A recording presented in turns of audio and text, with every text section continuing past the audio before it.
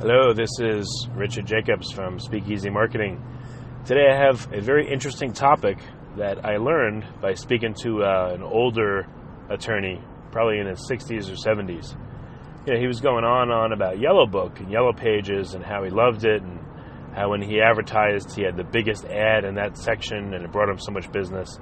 And he's confused and he doesn't know how to capitalize on Google search nowadays. And as I was explaining to him the differences, an idea came to me, so I wanted to communicate that to you.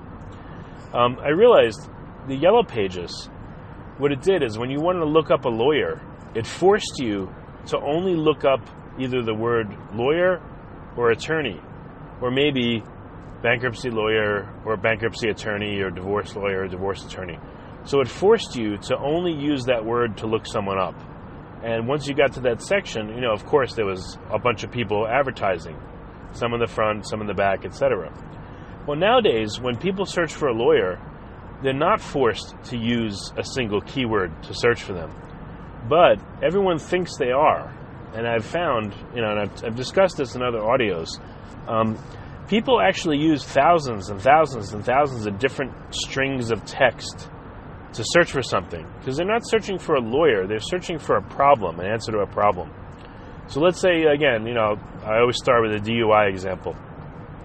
Got pulled over in Houston, blew a .12, will I go to jail?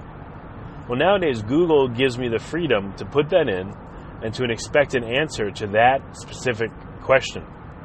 Google also gives me the freedom to put in Houston DWI lawyer or best lawyer in Houston that does DWI, or top-rated lawyers in Houston that practice DUI, or any number of thousands of different permutations. Okay, so you're listening to this and you do family law, so you think this doesn't apply to you. It does. Someone can put in, wife is using child support money on herself, can I get it taken away? Or they can put in, can I get an annulment? I've been married for 9 months. Or, I'm self-employed. Can I keep my business in a divorce? So it doesn't matter the practice area. It doesn't matter if you do real estate, criminal, DUI, bankruptcy, personal injury, whatever it is. People have questions. They've got problems. And that's what they're going to type into Google. And the cool thing about Google is it can accommodate them and still steer them in the right direction. The Yellow Pages couldn't do that. Again, the Yellow Pages funneled everyone into this one or two words, and that was it, and you had to search yourself. So I want you to keep that in mind as you think of how Google works. And now let's expand upon this concept. So I'm sure you guys get solicited all the time. I'll put you on my website, and you'll appear for the keywords, Boston auto accident attorney, or Los Angeles PI lawyer, right? And they tell you, whether it's Avo or whoever, and I'm not saying they're bad, but they'll say, you'll be seen by thousands of people, Well, actually, that's running counter to what's happening on the web. With people typing in thousands and tens of thousands of things, if you're only showing up for a keyword or two, well, guess what? That means you're only going to get a tiny, tiny, tiny sliver of the possible traffic that you could get. So remember that next time you're advertising on the web somewhere, or even with your own website. If you're focused on just a few keywords, what you're doing is you're putting on glasses with like pinholes in them, so you can only see a tiny speck of light. The rest of the field of view is obscured. And this is why.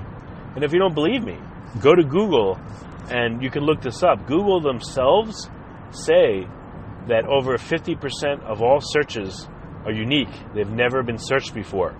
Now, if you think about that, that's amazing, because Google gets billions of searches literally every single day. And for half of them never to have been seen before, that's crazy.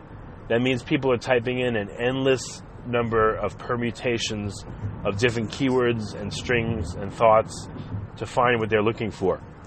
So keeping all this in mind, go wide and go deep. Don't just keep a narrow focus on a few keywords. And the next time a vendor tells you, we're going to get you on page 1 for these 10 or 20 or 30 keywords, realize that's the wrong way to do it, and you're really going to be missing out on the best results you can get by about 90%. So I hope this helps you and informs your thinking. If you want to take this further or engage or talk to me about SEO or any other marketing, contact speakeasymarketinginc.com or call 888-225-8594. Take care.